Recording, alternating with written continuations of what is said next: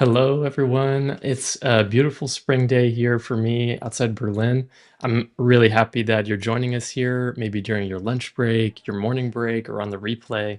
We have a really great program, and I'm already getting excited for you know who in the World Cup. I've got Amanda Brooks and Laura Barboza here with me. We're going to be talking about three key trends that you and your company need to be aware of to be successful this World Cup. And I know those budgets are already locked in. It's March and we're talking about June. There are still things that you can do today to have better results, to really catapult your brand forwards. So we're here for you on that. We're going to talk about that here today with me and my two expert guests. Three topics we're going to cover in this 60 minutes. The first one is live streaming second screen experiences, which is all I've been hearing about from product teams, and alternative broadcast, why these matter and how they are shaping the viewer experience and the consumer experience for sports globally. The second topic is from broadcast to community and sporting moments. Why community and why the sporting moment is the hottest topic for marketers right now. And finally, we've got practical takeaways for brands, marketers, and media teams to get more out of this World Cup with that precious, massive budget that you know you need to get right. So I'm really excited to have Amanda and Laura help us all out on that. We'll have Q&A, so if you're in LinkedIn, if you're on YouTube, or if you're even watching the replay, just drop us a comment. We'll be taking live questions at the last 20 minutes of the broadcast. So I'm excited. Let me introduce you to my two guests. I'm joined today by Laura and Amanda. So Laura Barboza built her career in television and global media across Latin America and Europe, driven by a deep interest in cultural moments and how media ecosystems shape our collective attention. Something I'm passionate about at Omnisent as well. And with her 12 years in media and cultural storytelling, Laura knows how major moments translate into brand relevance.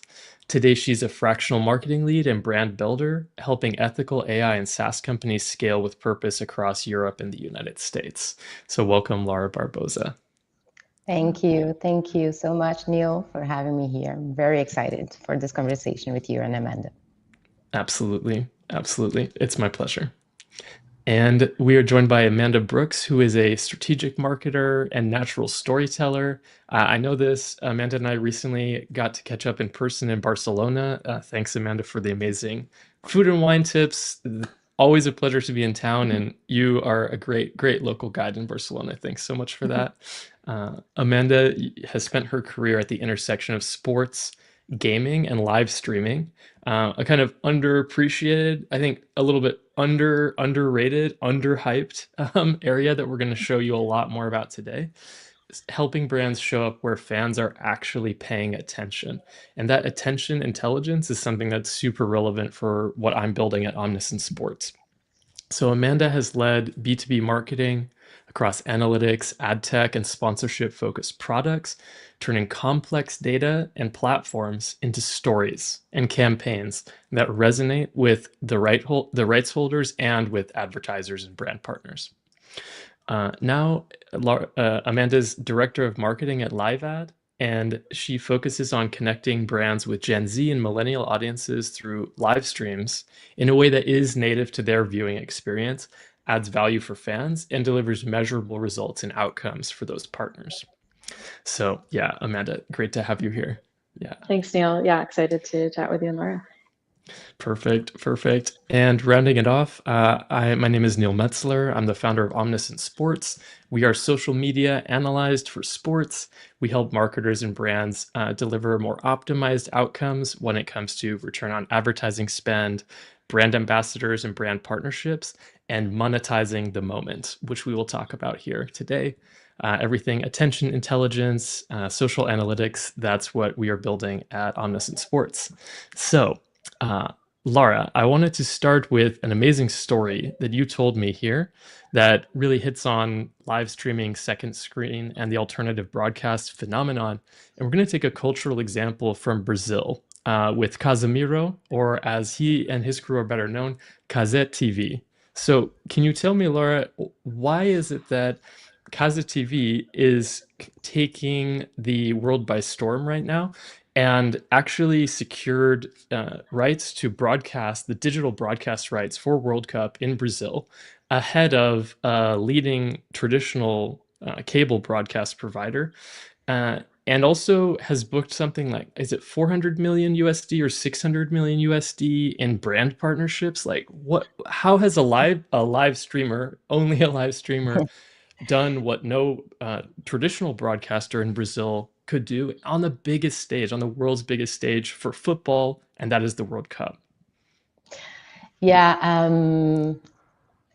Casimiro Miguel, Casé TV. For the ones who were in Brazil, probably heard about it or engaged with some of their memes at some point. But for the ones who are not in Brazil, I think worth to mention, they are a digital streaming channel focused in sports and entertainment. And they were launched in 2022 precisely to transmit some of the World Cup games. And there is a curious story behind it. And as you mentioned, the name of the channel is Casimiro Miguel. And the channel was named after him. But the curious fact is that he's not the main owner. The main owner is a company named Live Mode, and they were the responsible for negotiate the transmission during 2022 World Cup.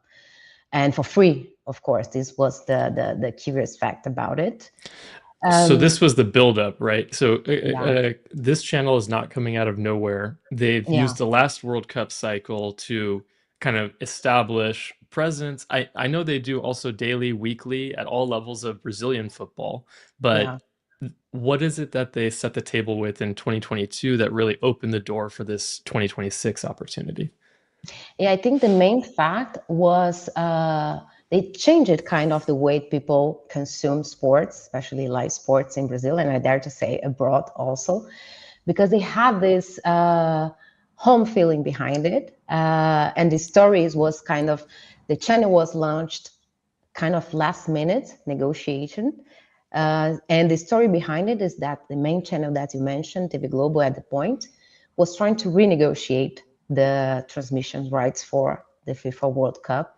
And in this negotiation, they kind of decided not to transmit digitally. And at this point, the rights were for free, was for whom wanted to take it, and Live Mode decided to take. So was kind of unprepared, last minute, but was a huge success because they had this unprepared and lo-fi vibe where Casimiro Miguel, Casé TV, invited people and they come and they generated thousands of memes. And this was what made the channel a huge success at this point. So I'm seeing on YouTube 25.2 million subscribers on Kazet TV. I'm imagining what this World Cup is going to mean in terms of just taking this to the next level. But I wanted to underscore the dynamic there between the rights, the traditional purchaser of those exclusive digital broadcast rights. You told me it was like a cost factor that the traditional broadcaster was not willing to go to the mat and pay more to get those digital rights. So they just kind of came into the public domain. Tell me a bit more about how that all played out. Yeah, this is a very curious fact. I believe at this point, despite the fact that we were during COVID and live transmission were started to become a huge habit of consumers, main and traditional TV channels, I think they haven't thought at the point that this will be, or at this point was a huge thing. So they, and especially Casimiro Miguel, had the previous experience in channels like Twitch, transmitting sports related topics. And they understand that this will be the next consumption window. So live mode at this point was like very on point on that. That's a really interesting confluence of factors and opportunity seized by the team behind Casemiro. So I wanted to bring Amanda into this. Like, why are you surprised or not surprised at seeing this breakthrough moment for a quote unquote live streamer in sports? We're talking about billion plus viewers, the biggest global event once every 4 years.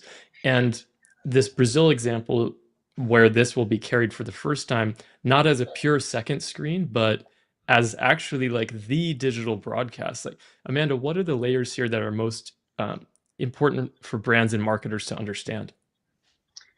Yeah, I'm definitely not surprised to see it. Obviously, I've been in the industry for over 4 years now, and we've kind of seen live streaming, blossom in COVID-19 during the pandemic. It grew extremely high, and we're actually almost back to those pandemic levels. I think 36 billion hours watched on Twitch, YouTube, Kick, all the live streaming platforms last year. So it is a huge platform. It's still growing. And I'm seeing like I think live streaming and gaming kind of goes under the radar for brands and marketers a lot. It's kind of seen as this maybe niche hobby. I think there's these stereotypes still that gamers are antisocial, or I think a lot of legacy brands can think that sometimes. But really, there's such a huge crossover, not only with sports, um, but with just cultural moments in general. I see live streaming creators and live streaming platforms driving these conversations, these cultural conversations, right? Because they're live, right? Like these creators are going live every single day. They're reacting to things, they're playing games, they're having these huge moments.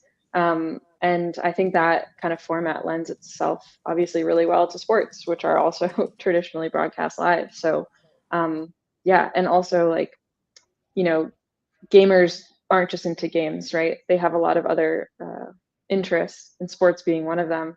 I think yeah, the crossover between sports and gaming is so huge. So I think there's a huge opportunity there. Yeah, this brings us to the point around the culture, right? Because these are not just static thing. The culture and community around sport, athletes, music, and social media, it really brings this together. So, Laura, could you say a few things about how memes and WhatsApp are an important part of the story here when it comes to Kaze TV? Yeah, I think memes in Brazil, they are a huge thing. Abroad, I believe so, but Brazilians have this way to communicate that is always very expressive, face expression, hands expression, and I believe that memes in chats fit perfectly with our way to communicate. That's why it's a big thing for us during chats. And I myself, I haven't met Casemiro before, so I met him through the memes.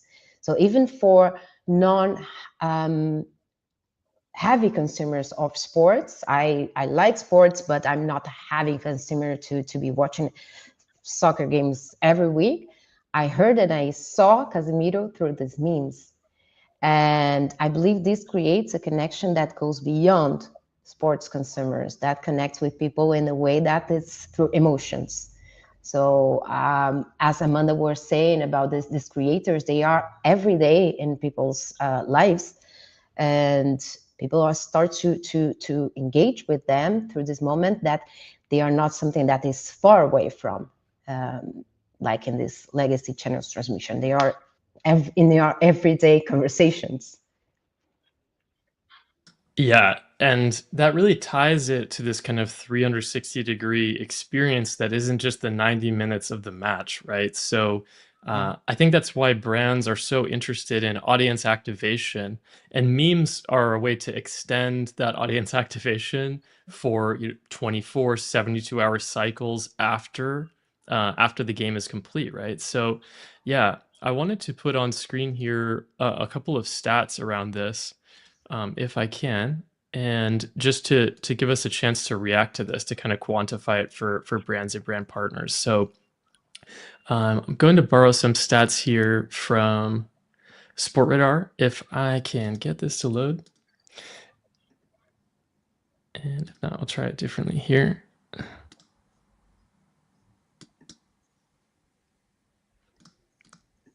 Yep. So the important thing for brands and brand partners is like, how do you quantify the upside? How do you monetize and negotiate the right rates when you're partnering with a streamer? You're considering your ad buy strategy, whether that's DSP, traditional, etc. These are really interesting stats to me because I hadn't seen this quantified so directly. So we're looking at the 23%, 18%, and 2.7x uplift stats here from SportRadar. This is a Feb 25 sourced sync in the build up to World Cup. But yeah, 23% higher ad recall when an ad is aligned with cultural moments. We're talking about cultural moments here, not just athlete hits a ball at 120 miles an hour out of the stadium. Does that stat matter? Cultural moments are much more than stats. So that's something I want to come back to in a moment. 18% uplift in emotional engagement when ads are contextually relevant. So memes are hyper contextual, right? So memes are a way of speaking Exactly. a language there, and streamers are kind of producing cultural content. So I think aligning and partnering with live streamers, if you're a brand and that's not something that you do today, you can tap into this 18% emotional engagement uplift. And finally, brand favorability. When I talk to marketers, a lot of this measurement is done super manually. You might run like a focus group or a survey before a campaign, after a campaign to try to understand brand favorability. But if you're looking at 2.7x stronger brand favorability, that's a 170% increase when a brand is aligned with a significant moment. Obviously, we're all hunting for significant moments to tie the right campaign, the right message at the right time. So this is not an ad for something in particular, but more food for discussion here. And I want to bring this to you, Amanda. Why should brands consider adding streamer partnerships to their strategy if it's something they're not doing already today? Yeah, I mean, I think you touched on a lot of that there with those stats. Live streaming is a Yeah. cultural moment creator, and I see live streaming also as a community builder, right? People don't log on to Twitch to find a random creator every day. They log into Twitch to go to their favorite 1, 2, 3, maybe 4 creators to watch the content that they're making. And these creators have built these communities over years, not just on Twitch or YouTube or Kick, but on Instagram, on Discord. They've built these kind of personal brands that their communities and their audiences align with. So, like you said, with brands seeing more favorable response when their ad is read by someone who is it's more aligned with, right, or a cultural moment. Like these live streamers are creating those cultural moments. They've created the trust already. So I think if brands work with creators, not just on a one-off campaign or just one ad or one product placement, but kind of creating these more long-term partnerships with these creators, the audience is going to see that, right? Like they trust these creators, they trust what they're saying usually, and yeah, I think having those long-term relationships is also going to extend that trust to the brand, because if the creator trusts it, then the audience is probably going to also trust it. Yeah, that trust factor is something which really struck me, Laura, in the Kaza TV example because they have assembled, I think it's 400 million plus USD in brand partnerships with top Wow. global consumable, FMCG brands. So it's not like a few years ago when I was watching like niche streamers for DJing and music, the tie-ins would be like an audio company for headphones or like an audio software.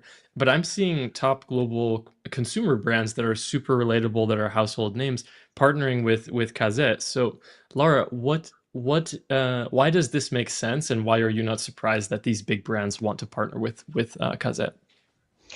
I think it's a little bit connected with what we mentioned before, that Kazet TV and this business example, they made it to pop this bubble of only having consumers of sports. Because the main movement that they did, in my point of view, is that they turned the camera to the transmitters, to the presenter, and for other people that were invited. So this was one of the main moments they did that started and helped it to bring more people to the conversation, that they were not only sport related. So me and my nephew, and my 10 years old nephew, and my family could watch the same transmission together, and this generated conversations that was not normally related to to sport brands, that were related to political moments or someone that was watching the game, how they dressed, and other brands that are also related. That's why I think this became kind of broader. And the other point and the other movement that I believe they did was to bring to the conversation people that were not necessarily experts in these sports, for example. They started to bring people that were like me and other people that have different points, different things to ask to the conversation. This is the phenomenon that, for me, the culture phenomenon that was responsible to bring not only sport-related brands, but more brands to the interest, more eyeballs also. This is such an important point about coming into the living room. You mentioned connecting with your nephews, making it cross-generational family. So it's not this image that I have of like someone like me at their computer desk, streaming. It's really coming into the living room via intelligent TV and things like that. I'm looking at the Kaza TV channel. I was just trying to share the screen, and they have, in addition to the football highlights, they have kind of like a talk show style roundtable where they have funny games, and they play games against their guests, and there's a lot of laughs. There's a lot of that goes beyond just who scored a goal, Yeah. right? And I think that creation of community, the living room experience, and the family building aspect beyond sports is super interesting for kind of the next topic I want to get into, which is, practical takeaways for brands and media teams. But just before I go there, let me come back to you, Amanda. Like, considering the broadening appeal of these type of creator networks, like, what are you seeing in the data or the campaigns that you review that show kind of the power of partnering with creators versus official traditional broadcast? Yeah, I was gonna also say, like, kind of when you were talking about being able to measure and go into the living rooms of these people, something that brands can take advantage of that I think a lot of them are not too familiar with right now is the chat function on Twitch, on Kick, on YouTube. Something that you can't get on even connected TV or regular TV broadcasts is you can't get into the thoughts and minds of the people literally in that moment. But on Twitch, you can see what people are talking about. You can see if they're talking about your brand. You can run sentiment analysis to see if they're negatively or positively talking about your brand or cultural moments in general. Getting ideas for the next thing or clips to post on social media. And you can do that kind of like at an automated scale way using like different technologies, ours included. I'll plug that. But like you can get into the hearts and minds of the consumers like right away, and kind of take advantage of that moment. Yeah. Yeah, that's so powerful. You mentioned measuring. I'm thinking about new product launch or new brand activation campaign. Why not use the instant feedback you get in the chat instead of waiting weeks for survey and focus group results to come in? Yeah. You can iterate campaigns more on demand, more on the fly now, especially with generative AI tools. So yeah, we at Omniscient see a future where attention and emotion are more dynamically integrated to brand campaigns and brand voice. And so being aware and attentive and responsive is a prerequisite to getting there, right? Having solid, high quality data to make decisions and to run your orchestration with is an area that we see customers really excited about, and it's coming faster than we think. Yeah. Yeah. Amazing. So Yeah. any other points looking back at these examples that either of you wanted to raise? Because I'm super excited to take the next 15 minutes for concrete recommendations for brands and marketers otherwise. Yeah, I mean, I was just going to add also, like, and we talked a little bit more about data and like kind of the data behind this.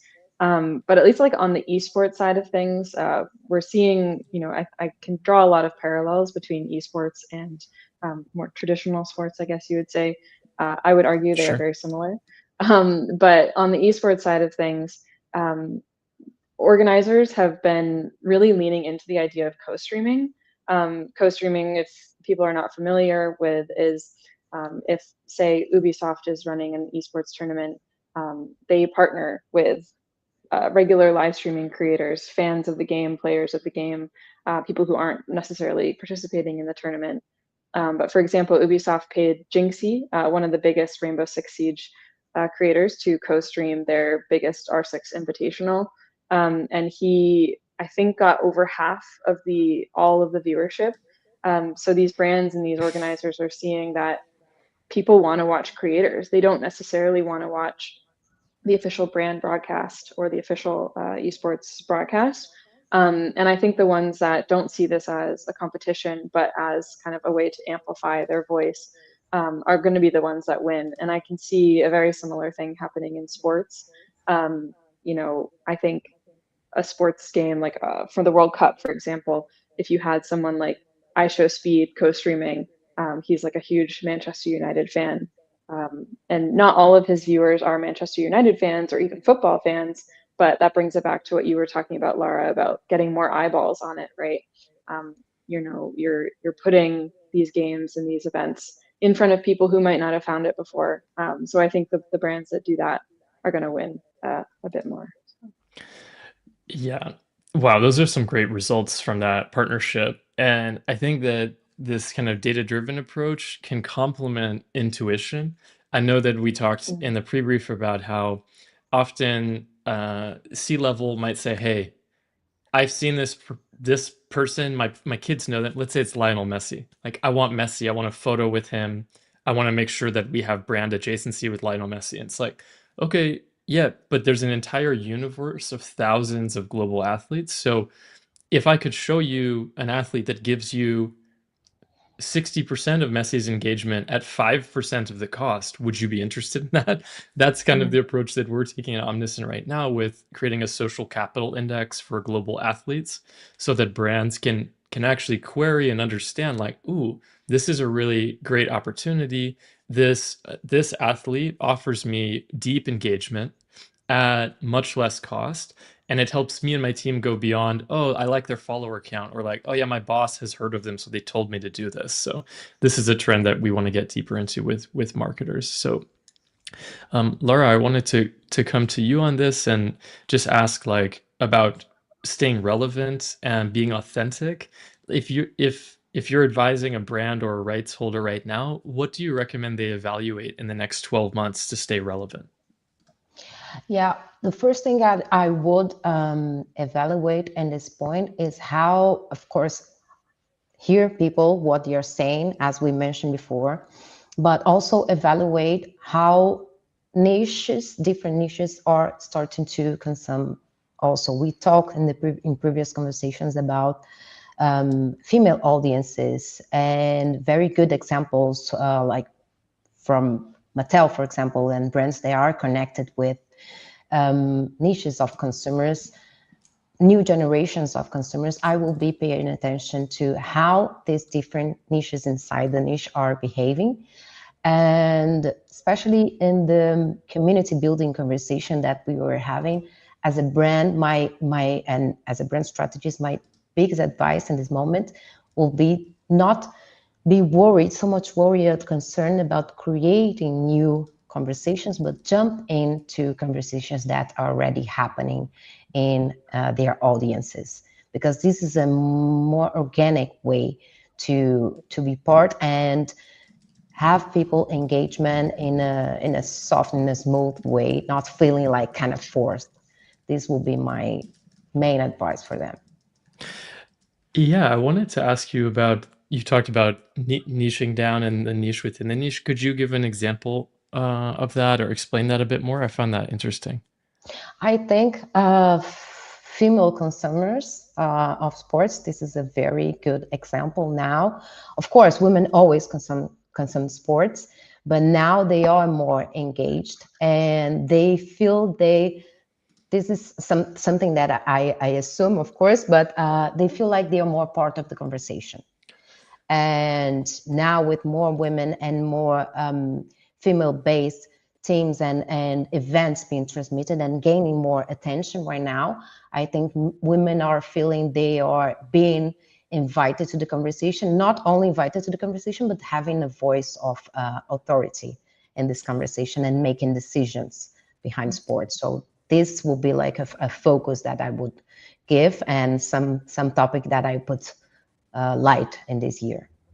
That's such a timely point with in the North America market with NCAA March Madness heating up, starting in about 2 weeks away. So I've been watching March Madness evolve, and the the women's tournament and the men's tournament used to be resourced very differently. There were viral memes about the poor weight training conditions for the women's athletes versus the men having like the multi-million-dollar operation, and this was also reflected in the quality and the production level for storytelling around those tournaments. So I think now that we've seen Caitlin Clark, Angel Reese, and a lot of other young talents go from this tournament where their kind of star is born maybe on the national stage and compete against each other over multiple years. So you can see that kind of Brady Mahomes type dynamic develop, these rivalries develop. Hearing more about the coaches and their stories too.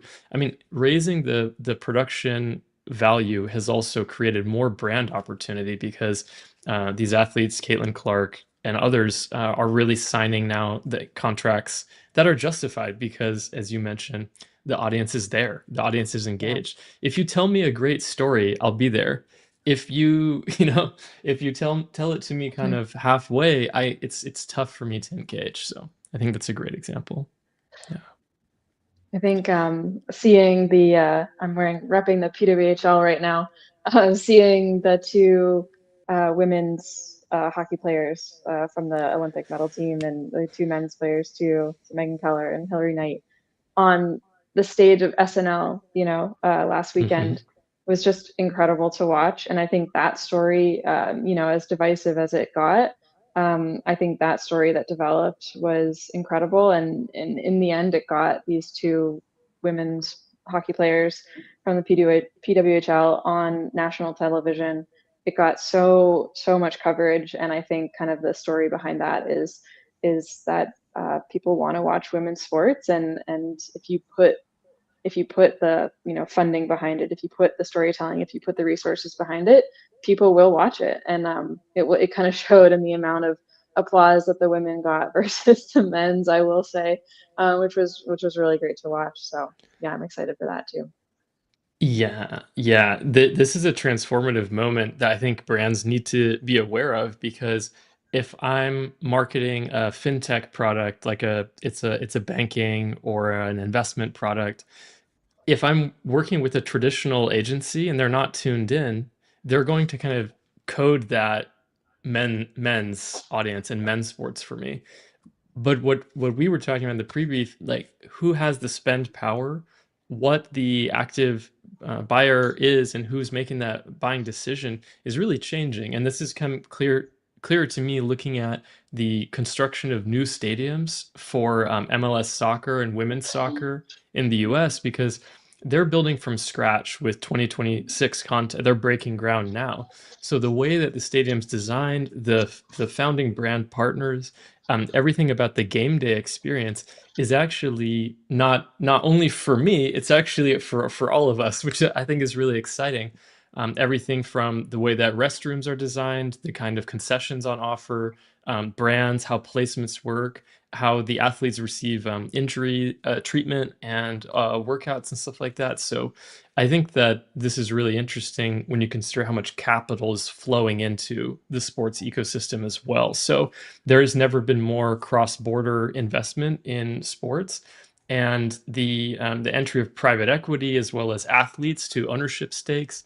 LeBron James having taken like I think a 1% stake in Liverpool 15 or 16 years ago that's now worth 1 billion plus. There's quite a lot of interesting angles there. I need to double check the numbers on the LeBron stake. I think it's Liverpool has the multi-billion valuation, but yeah, I could go on and on. There's so many interesting converging topics and angles here, but we want to hear from you. So if you are tuned in on LinkedIn, get your comments in. We have time to take a few questions here before we finish, but I need to see those comments come in. So if you're watching on YouTube, if you're watching on LinkedIn, feel free to use the Ask Us a Question function, and we'd love to hear from what you want to hear about next. But I have another topic until then. So yeah, I want to talk to the CMOs in the audience, right? So we've brought up a lot of topics. They might be uncomfortable topics. You might uncomfortable in that you've been aware of this, you know where you need to go, you might not be there today. I want to flip it and talk about risks or mistakes. So I would say to both of you, if a CMO is watching this right now, what is the single biggest mistake they could make in the next 3 months? Leaving this open to maybe Laura to take this one first. Yeah. This is a very good question. I think and we also had this conversation before, the biggest mistake is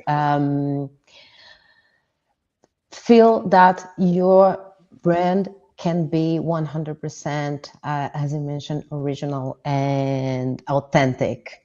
Authenticity is a very used word today, but I think we need to take with a grain of salt, because some brands are trying to be authentic and they kind of go in a different way. So I think the biggest mistake is not to listen to your audience and to different voices that are starting to talk in these channels that we mentioned previously. Yeah, this will be my main mistake. Yeah. I was Amanda? going to add on to that. Yeah. It's something that we see here at Livad too, right? Actually, we just did some analysis on the ads that we help brands run on live streams. And one of the really interesting things is that a lot of brands want to be brand safe. They want their creators to just read the ad script as they wrote it, as they approved it, as maybe their lawyers approved it, which totally understand. But what we found when we did our analysis was the kind of engagement score, like the clicks on the ads in those live streams, actually decreased when the creator read the script word for word.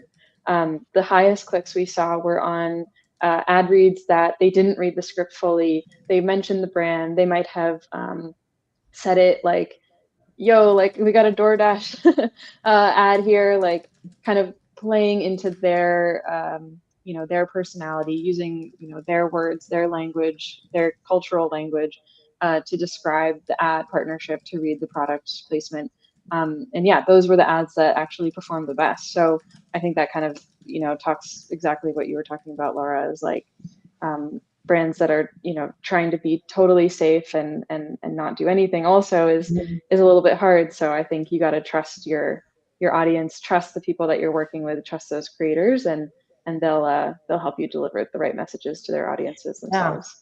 Yeah. Especially because their audience from these creators, they know how they speak, they know how they behave, and they know when these feel forced. So my main advice would be like, don't push to force it, speeches or pitches or anything like that, because your audience will know.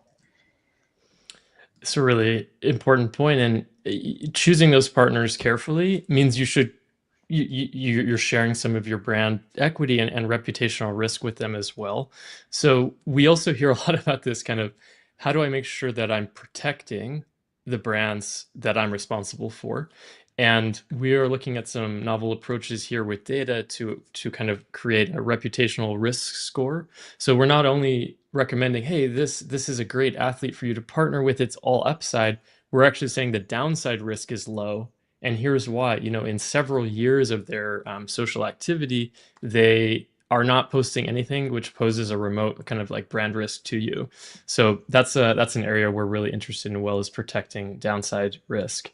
Awesome. So Francesca has a comment, a question from LinkedIn. So if you're on LinkedIn, you can ask a comment and I can put it on screen. So Francesca wonders, what about engaging those viewers who are not usually into sport?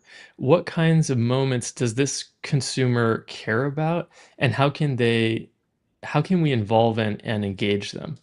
I think that's a really interesting one. And just maybe we could frame it with like a World Cup flavor too, because there might be folks who they're not watching a Champions League or Premier League every year, but they might tune in to support their team during the World Cup. So yeah, I'm interested if this sparks any ideas for either of you.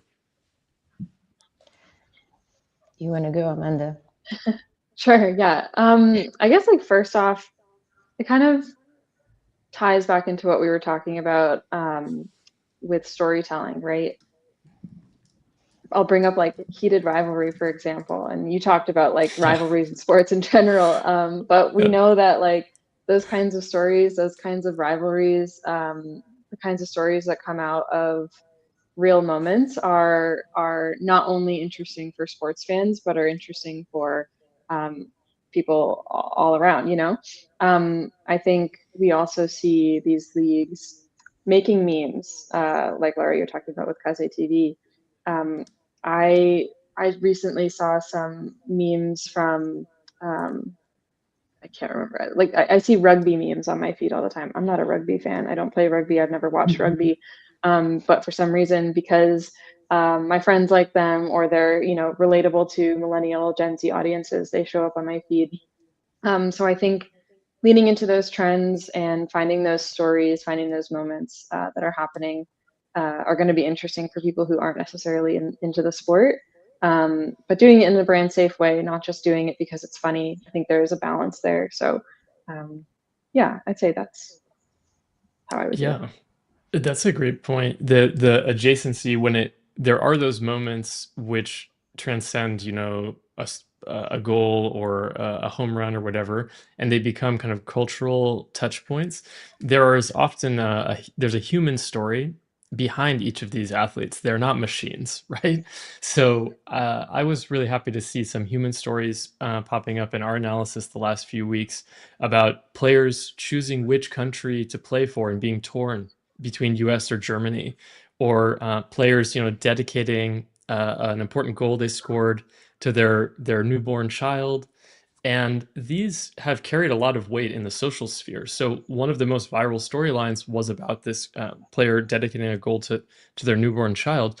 That's something that's about way more than your ranking, the fixtures, like where you are in the table, right? So I do hope that we'll get some of those human stories behind the World Cup this year. And yeah, it's on brands to tell those stories and do it in a really compelling way. Yeah. Yeah. Laura.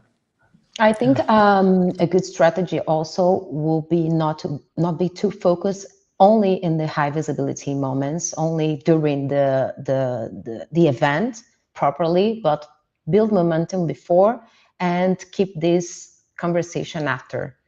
I remember about an example that I see in 30 seconds from Super Bowl where they let some Easter eggs, a phone number that you could call them later, and after this phone call, they send you a message. So some things that created conversations and sparkle curiosity after the event also. So I think I will start to build before, not to be too focused on this moment, but also keep the conversation after.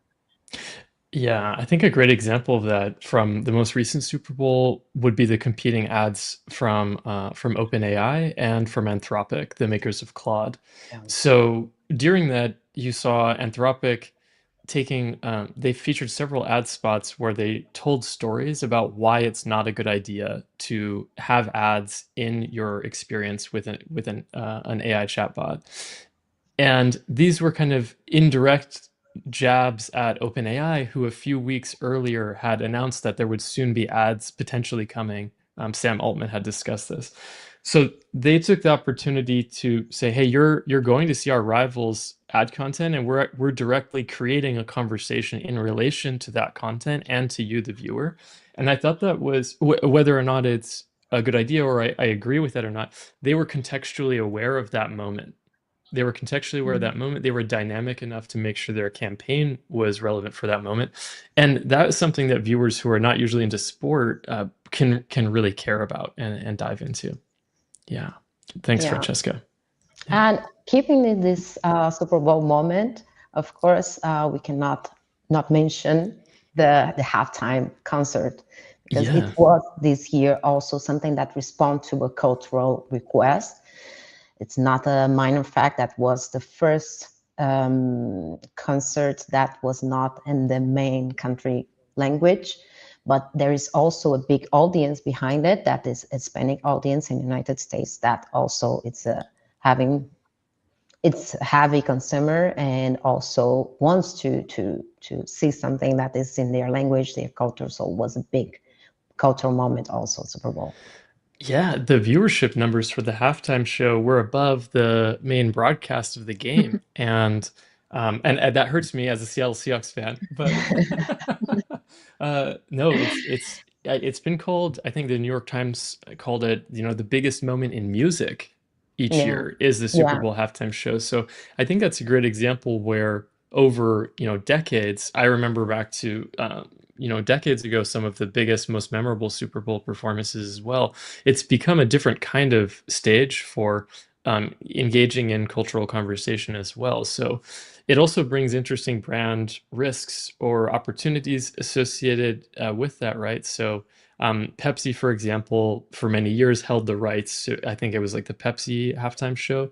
So I think that's an example of brands going ultra big. In general, the Super Bowl, it is it against what we're recommending here, which is to be more dynamic, more measured, to make several bets, maybe Amanda, with multiple creators, Mm. or is there still value in that $100 million 30-second ad?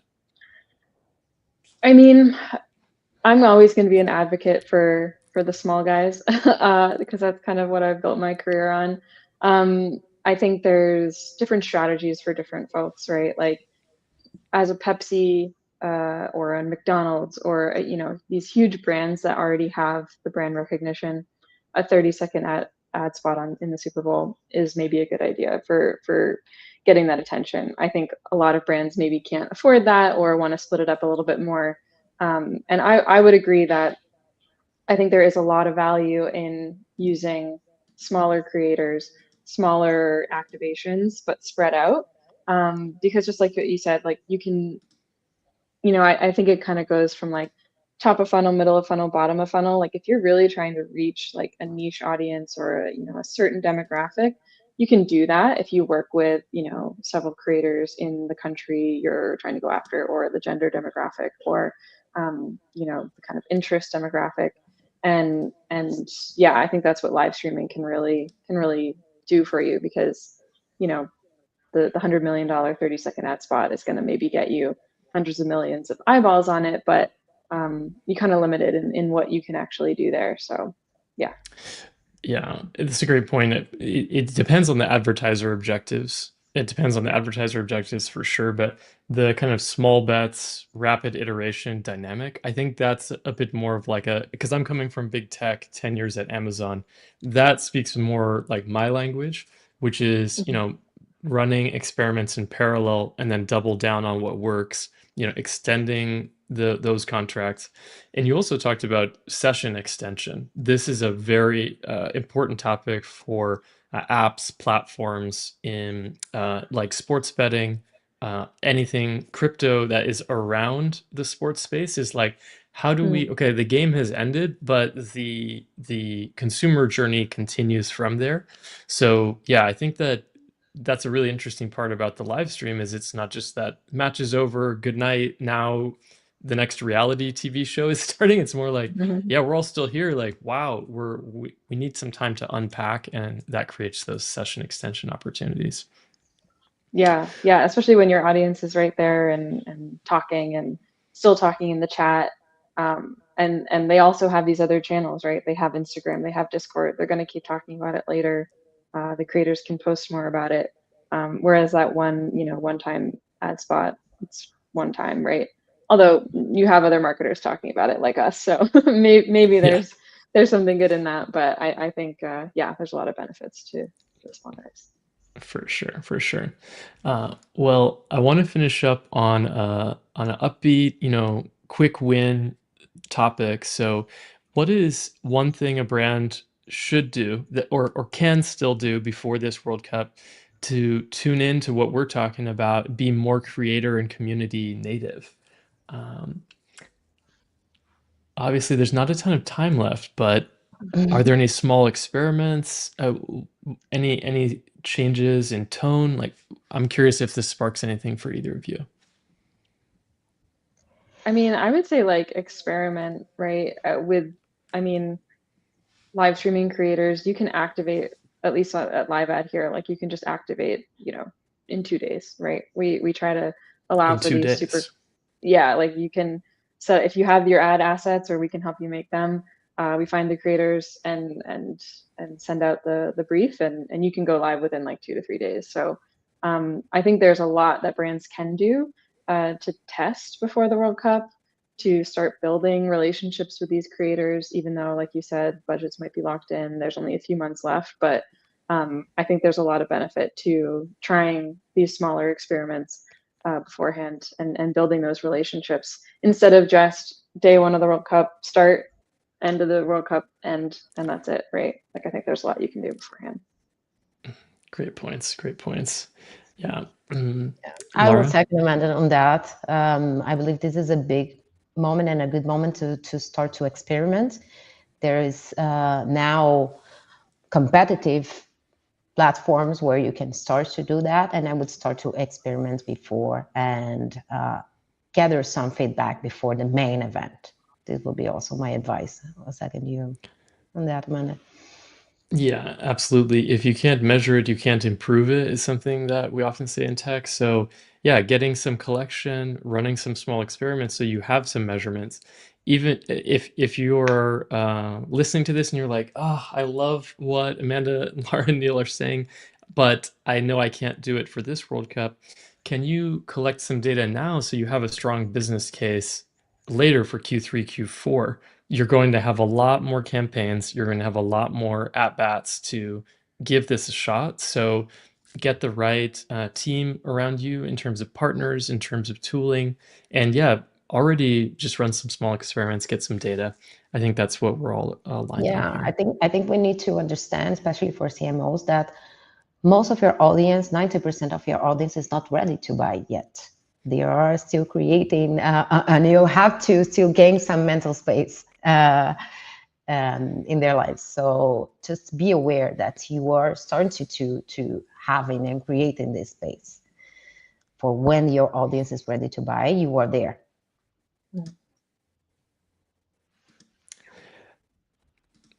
Fantastic, fantastic. I've really enjoyed this conversation. Thank you both.